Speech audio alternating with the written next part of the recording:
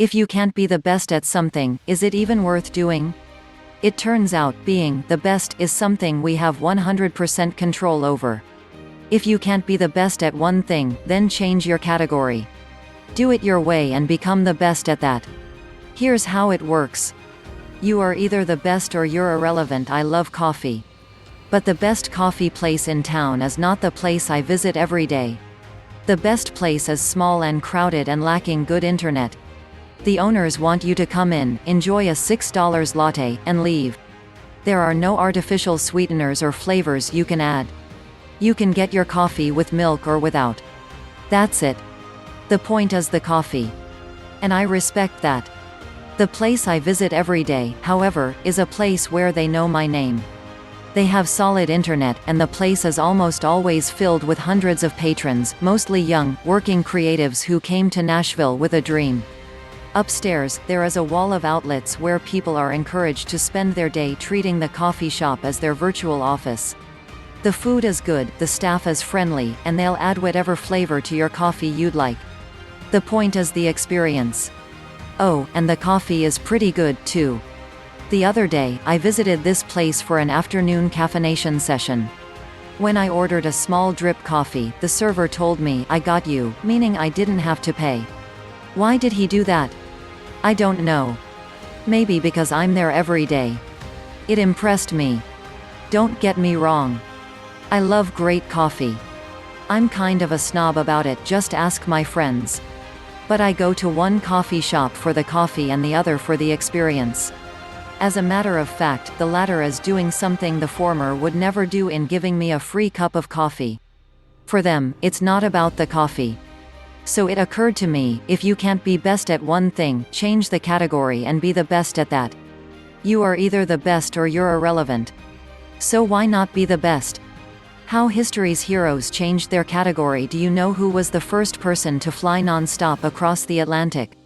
If you know your history, you'd probably say Charles Lindbergh. And you'd be wrong.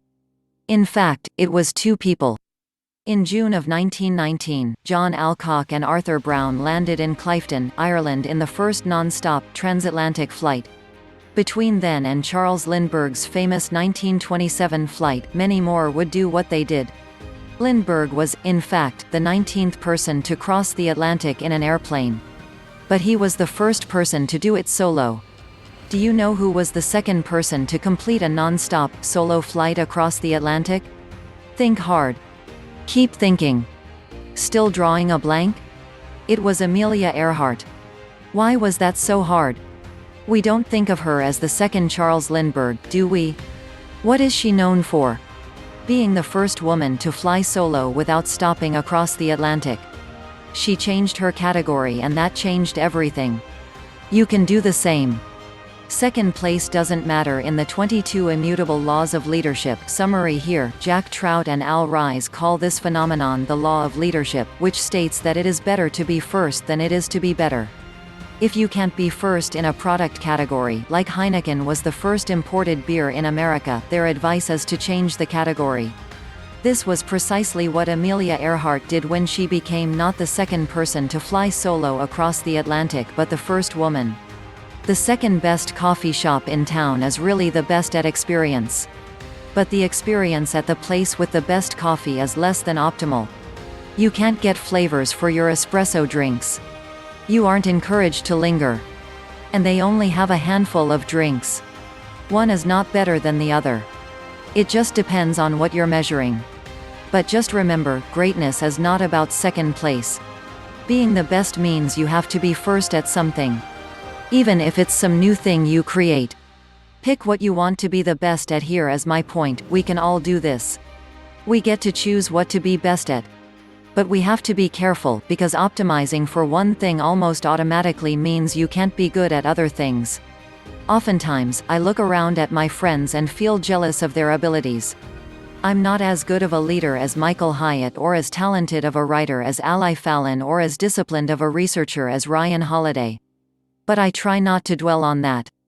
Instead, I stay in my lane and run my own race. It's not easy, but it's all we can do. Not to mention, the reasons they're good at the things that I am not is that they've paid the price. And in many cases, I'm not willing to do that. I want the result without the process. It doesn't work like that. Do you want to be epic? If so, you probably need to change your category. How do you do this? You create your own category. You pivot slightly to highlight what you enjoy and simultaneously what you do well. You don't have to fit the groove of what's currently happening in your space.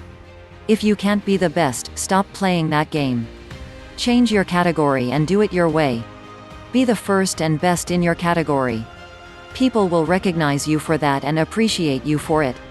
If you find yourself doubting whether you're really winning at anything in life, maybe you're just chasing the wrong thing. Maybe it's time to stop playing someone else's game. Maybe it's time to change the category.